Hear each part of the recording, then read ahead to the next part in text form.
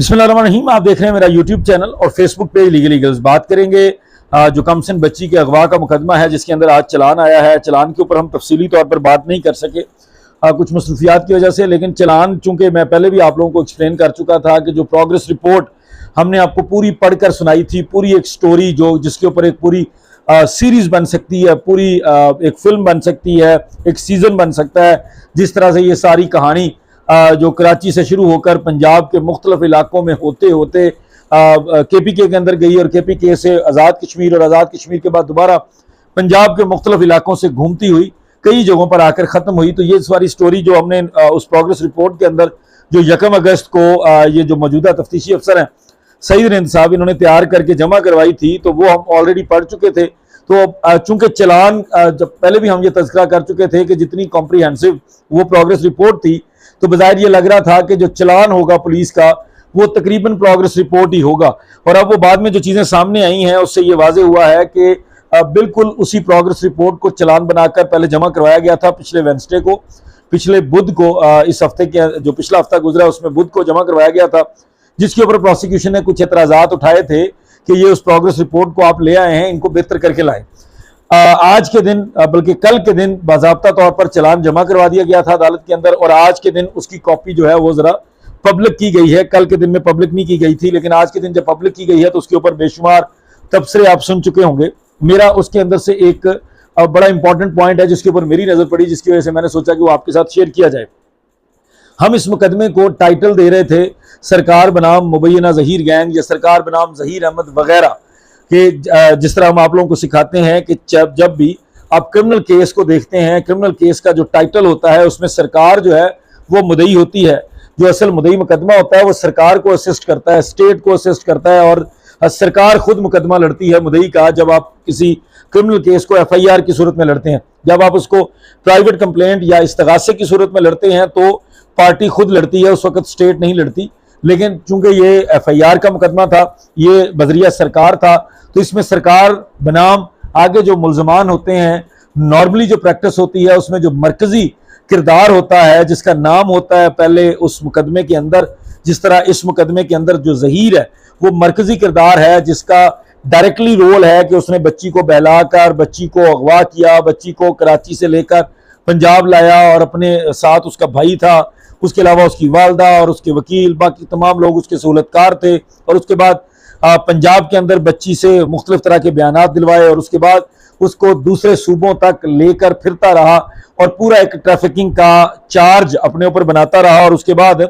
जब पुलिस उसको ढूंढ रही थी तो वो जगह जगह लेकर बच्ची को छुपाता रहा, जिसकी वजह से उसके ऊपर छुपाने के ऑफेंसेस लगे, और उसके साथ साथ उस बच्ची का जिनसी इस्तेसाल होता रहा। अनफॉर्चुनेटली बदकिस्मती से उस बच्ची का जिनसी इस्तेसाल होता रहा। और आज चलान ने भी इस चीज़ को वाज़ेह किया कि ना सिर्फ ज़हीर बल्कि शबीर भी उस जिनसी इस्तेसाल के अंदर, उस सारे मामले के अंदर जो बड़ी ही अजीब सी चीज़ है जिसको एक्सप्लेन करने के लिए बिल्कुल दिल नहीं करता कि मैं ज़ाती तौर पर समझता हूँ कि मैं उसको एक्सप्लेन नहीं कर सकता जो उस बच्ची के साथ हुआ। वो तमाम चीज़ें जो आज चलान से हमें वाज़ेह हुई कि ये सारा कुछ ज़हीर, शबीर और इनके सहूलतकार इनको सपोर्ट करते रहे। कोई इनको गाड़ियाँ प्रोवाइड करता रहा,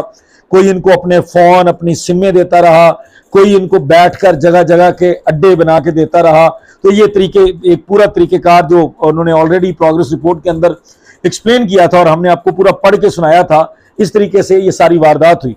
आज चलान के अंदर जो सबसे बड़ी डंडी मारी है, वो कहते हैं कि चोर चोरी से जाता है लेकिन हेरा फेरी से नहीं जाता।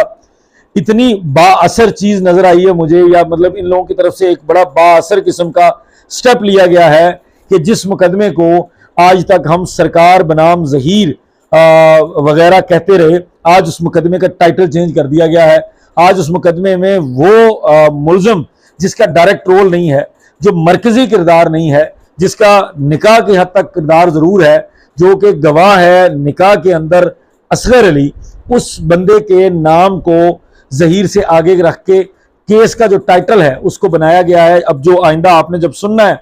जो इस केस की आवाज़ लगा करनी है, अगर यही चलान एक्सेप्ट होता है, इसी सूरत में चलान चलता है, तो जो अदालत के अंदर आवाज़ लगा करेगी वो लगा करेगी सरकार बनाम असगर अली वगैरह। आप लोगों की सहूलत के लिए मैं ये स्क्रीन पर आपको दिखा रहा हूँ कि ये जो हमारा चलान का पहला सफ़ा होता है, इस सफ़े के ऊपर जो ऊपर टाइटल लिखा जाता है, जिसके अंदर जब सबमिट किया जाता है तो जिस अदालत के अंदर सबमिट किया जाता है पुलिस लिखती है कि बाद अदालत जनाब जो भी जज साहब हैं, जिस तरह इसके अंदर मजिस्ट्रेट शर्की लिखा गया है, और उसके बाद केस का टाइटल लिखा गया है जिसके अंदर लिखा गया है, जो आप वाजे पढ़ सकते होंगे, सरकार बरखिलाफ असगर अली वगैरह। तो अब जो सरकार बनाम जहीर अहमद वगैरह का जो एक बयानिया था हमारा, या जो सोशल मीडिया के ऊपर बात होती थी, जो सोशल मीडिया के ऊपर जिक्र होता था, उस चीज को रोकने के लिए इस कदर ये लोग बाअसर हैं, या इस कदर इन लोगों की एक्सेस में है ये क्रिमिनल जस्टिस सिस्टम सारा, और ये सिंध की जो पुलिस की सारी कार्रवाई इनके कंट्रोल में थी, कि अब उस टाइटल को मरकजी बंदे का नाम पहले लिखने की बजाय जो आम मुल्जम है, जो नॉर्मल मुल्जम है, जिस मुल्जम का डायरेक्टली वो रोल नहीं है जो जहीर के लिए अलर्ज किया गया है कि उसने बच्ची को वहां से निकाला, बच्ची को ये जो सारा कुछ हुआ, बहुत सारी चीजें जो है वो एक्सप्लेन नहीं की जा सकती, क्योंकि हम ऑलरेडी बता चुके हैं कि रेप की दफा शामिल है। अब रेप की चीज को बार बार एक्सप्लेन नहीं किया जा सकता, वो कोई बहुत अच्छी चीज नहीं है। और खासकर जिस मकसद के साथ हम ये काम कर रहे हैं, या जिस बच्ची के मुस्तकबल के लिए या उसके वालिदैन के लिए जो हमारे जज्बात हैं, जिसके लिए हम बात कर रहे हैं इस केस के ऊपर, इसको रिपोर्ट कर रहे हैं, इस वजह से मैं मुनासिब नहीं समझता कि हम बार बार उस चीज का नाम लें कि बच्ची के साथ क्या क्या हुआ। लेकिन अनफॉर्चुनेटली चूंकि रेप के एलिगेशंस लग चुके हैं, 364A आ चुका है, ट्रैफिकिंग आ चुका है, कि अल्लाह ना करे बच्ची को खुदा न खास्ता बच्ची जो है वो कहीं दे दी जाती ट्रैफिकिंग के पर्पस के लिए, किसी जगह बच्ची का इस तरह से इस्तेसाल होता जो किसी को प्रोवाइड कर दी जाती। तो ये वो सारी चीजें जो दफात के अंदर शामिल हैं। जब पूरा आप चलान पढ़ते हैं, उस चलान को जब कंक्लूड किया जाता है, जो नॉर्मली जो अगर आप लोग पढ़ेंगे भी इस चलान को, जो लोग जिन लोगों के पास अवेलेबल है या जो लोग चाहते हैं वो हमसे भी ले सकते हैं, अगर आप उस चलान को पढ़ें तो पहला पेज जो होता है उसके अंदर लोगों के नाम होते हैं, जो मुल्जमान जिनको चलान किया जा रहा है, कोई जमानत के ऊपर है, कोई बाद गिरफ्तारी के लिए जमानत में है और जेल के अंदर है, कुछ लोगों को 512 में रखा जाता है कि वो लोग मफरूर करार दिए जाते हैं, जैसा कि राय खुरम है। ये एक अच्छी चीज है कि राय खुरम को, जिस तरह हमने पहले ही प्रेडिक्ट किया था कि राय खुरम के मामले को उन्होंने क्लैरिफाई कर दिया है। राय खुरम का नाम बाज़ाब्ता तौर पर उसके कवायफ उनको मिल गए हैं, और रिपोर्टेडली ये बार से नहीं लिए, बार एसोसिएशन या बार काउंसिल से उनको रब्ता नहीं करना पड़ा। तो ये सामने आई है पुलिस की नालायकी या पुलिस की चलाकी या पुलिस की इसको कह लें कि पुलिस की बदनीयती के ये कवायफ सारे उनके पास मौजूद थे। बार काउंसिल का कोई लेटर जो है वो उसका जिक्र नहीं आया कि कोई बार काउंसिल से डिटेल लेने के बाद उन्होंने राय खुरम की डिटेल डाली है, लेकिन बहरहाल उन्होंने राय खुरम के तमाम कवायफ को डालकर उनको मफरूर की सूरत में उस मुकदमे के अंदर लिख दिया है और वो अपनी तस्वीर उन्होंने कर ली है। जो आगे जब इस मुकदमे को जब कोई भी चलान प्रिपेयर किया जाता है, चलान बनाकर सबमिट किया जाता है, तो पहला पेज जो मैंने जैसे आपको बताया कि मुल्जमान के और गवाहान के, मुदई के जो जमानत के ऊपर हों, जो जेल के अंदर हों, लोगों के नाम लिखे जाते हैं। उसके बाद आगे सारी कार्रवाई शुरू कर दी जाती है, और आगे सारी ये कार्रवाई बिल्कुल वैसे ही है जो प्रोग्रेस रिपोर्ट के अंदर हम ऑलरेडी आपके साथ शेयर कर चुके हैं। जब आखिर पे जाके इसको कंक्लूड किया जाता है, अगर आप आखिरी सफ़ा पढ़ें या आखिरी सफ़े से पिछला सफ़ा, सेकंड लास्ट पेज जो है उसके आखिरी लाइनों से जब उसको शुरू करें तो उसके अंदर जो बड़ी इंपॉर्टेंट चीज़ है, जो अगर मैं आपको आपकी स्क्रीन पर दिखा सकूं, कि उसके अंदर उन्होंने वो रोल वाजे किया है कि किसको वो क्या रोल दे रहे हैं, जिसके अंदर उन्होंने कहा है कि मुकदमा हाजा में जेर जमानत मुल्जमान जहीर अहमद वल्द मुनीर अहमद, शबीर अहमद वल्द मुनीर अहमद और गिरफ्तार शुदा मुल्जमान, उनको एक दफ़ा साइड पर रख दें। इन लोगों के खिलाफ मगविया दुआ जहरा को कम उम्री में अगवा करके निकाह करना और जिना करना पाया जाता है, जो कि जेर दफा जुर्म जो तमाम शिकें लगी हैं, 375 है, 34 है, 368 है, 63 है, 64A है, आपका PTIP जो ट्रैफिकिंग इन पर्सन है, आपका चाइल्ड मैरिज का है, ये तमाम चीजें लगाकर उन्होंने कहा है। और जो उसके बाद उन्होंने उसको कैटेगराइज कर दिया है कि किसके खिलाफ कौन सा ऑफेंस लगता है या किसके खिलाफ कौन सी चीज हमारी तफ्तीश के मुताबिक साबित होती है। जहीर और शबीर, इन दोनों के खिलाफ कम उम्र बच्ची को, मगविया को अगवा करना, उसको कम उम्री में उसका निकाह करने की अटेम्प्ट करना, उसके साथ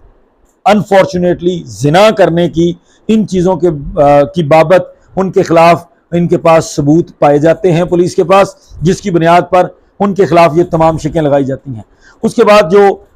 निकाह खान और गवाह है, उन दोनों के खिलाफ उनके पास चाइल्ड मैरिज से रिलेटेड जो प्रोविजंस हैं बच्ची को कम उम्री में निकाह करना और बाकी जो अगवा की छोटी मोटी दफात हैं वो सारी उनके खिलाफ भी शामिल की गई हैं। लेकिन जो नूर बीबी है, खुरम है, खुरम और उसके अलावा वो जो आगे जो लोग KPK से हैं, वसीम है, मुनीर है, वो बाकी लोग जो हैं जिन लोगों का किरदार सहूलतकारी वाला रहा, उनके बारे में ये लिखा गया है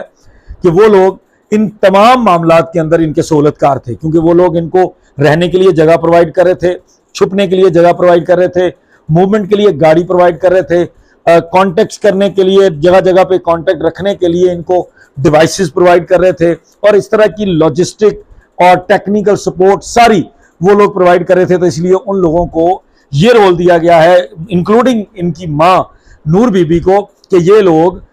इन चीजों के लिए सहूलतकार करार दिए गए हैं, इसलिए इनको इस हद तक चलान किया जा रहा है। और इनका चलान 512 ज़ाब्ता फौजदारी के तहत जो मफरूर मुल्ज़मान का चलान दिया जाता है, जो लोग मफरूर होते हैं कानून की जुबान में, उनसे मुतल्लक जो चलान होता है वो पेश किया जा रहा है। तो ये ओवरऑल चलान का था। जो सबसे इंपॉर्टेंट मेरे ज़हन में चीज़ थी वो मैं आप लोगों के साथ जो शेयर करना चाहता था कि किस कदर मजबूत लोग हैं, किस कदर ऑर्गेनाइज्ड लोग हैं कि ये सारी स्टोरी, चूंकि अब ये ऑफिशियल हो गई है, चलान की सूरत में चीज़ें ऑफिशियल हो जाती हैं, 2 के प्रोग्रेस रिपोर्ट भी ऑफिशियल होती है, जब वो कोर्ट में जमा होती है तो वो ऑफिशियल होती है, वो अनऑफिशियल नहीं होती, और नॉर्मली उसके अंदर से चीज़ें पुलिस जुटला नहीं सकती। तो ऑलरेडी उसके अंदर भी पुलिस इनका कंडक्ट बता चुकी है कि ये लोग एक ऑर्गेनाइज्ड ग्रोह हैं, पूरा ऑर्गेनाइज्ड तरीकेकार है क्राइम करने का। जिस तरीके से ये सारी इन्होंने सीरीज चलाई और जिस तरीके से जगह जगह इनके ठिकाने थे, जिस तरह से जगह जगह इन्होंने बच्ची को छुपाया और 3-4 सूबों की पुलिस को पागल बनाया, बेवकूफ़ बनाया, तो ये तमाम चीज़ें ऑलरेडी क्लियर हो चुकी थी प्रोग्रेस रिपोर्ट के अंदर। लेकिन अब चलान ने उनको स्टैंप कर दिया, ठप्पा लगा दिया, और 20 तारीख को जो आज से 2 दिन के बाद है, 20 तारीख को मजीद अदालत इसके ऊपर स्टैंप कर देगी कि बिल्कुल इसी चार्जशीट के ऊपर इनके खिलाफ मुकदमा चलाया जाएगा। लेकिन जो सबसे बड़ी उनकी चालाकी जो कामयाब हुई है वो ये है कि इस मुकदमे का टाइटल सरकार बनाम असगर अली वगैरह करवा दिया गया है, सरकार बनाम जहीर अहमद वगैरह नहीं रहा। मजीद 1-2 चीज़ें हैं जो मैंने आपको जैसे पहले कहा था, कल का दिन भी इंपॉर्टेंट है, परसों भी है, जो अगले दिनों में तारीखें हैं कुछ ऐसी। उसके अलावा जो चीज़ें इससे हट के कोई कार्रवाइयाँ चल रही हैं जो अभी पब्लिक नहीं है, वो चीज़ें मैच्योर होंगी तो वो आप लोगों के सामने रखेंगे। कल के दिन की प्रोसीडिंग्स मैं आपको बता देता हूँ। कल के दिन में जहीर अहमद की तरफ से एक पटिशन दायर की गई थी सिंध हाई कोर्ट के अंदर कि इस मुकदमे को सिरे से ख़त्म किया जाए, वो लगी हुई है। उसके अलावा एक पटिशन जिब्रान नासिर की तरफ से दायर की गई थी जिसके अंदर ये कहा गया था इस मुकदमे की सुपरविजन हाई कोर्ट करे। तो ये दोनों पटिशंस कल के दिन के लिए फिक्स हैं। लेट्स सी कल उनके अंदर क्या होता है, जो भी अपडेट होगी वो आपके साथ शेयर करेंगे। तब तक मुझे इजाज़त दीजिए, बहुत शुक्रिया, अस्सलाम वालेकुम।